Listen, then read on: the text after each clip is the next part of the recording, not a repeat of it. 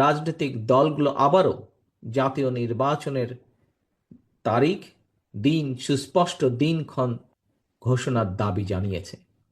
বিএনপির দাবি, আগামী ডিসেম্বরের ভেতরে জাতীয় নির্বাচন অনুষ্ঠিত হতে হবে।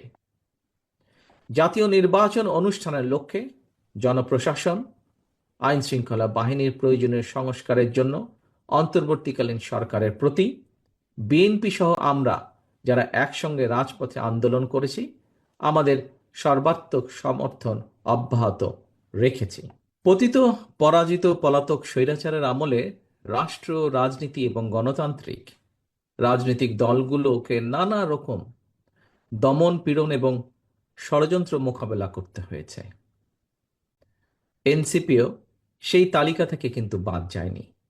দীর্ঘ ১.৫ দশকেরও বেশি সময় ধরে দেশ এবং জনগণের উপর চাপিয়ে দেওয়া ফ্যাসিবাদী শাসন শোষণ মুক্ত বাংলাদেশ, আপনারা আজ ফ্যাসিবাদ মুক্ত পরিবেশে দলের প্রতিষ্ঠাবার্ষিকী পালন করছেন।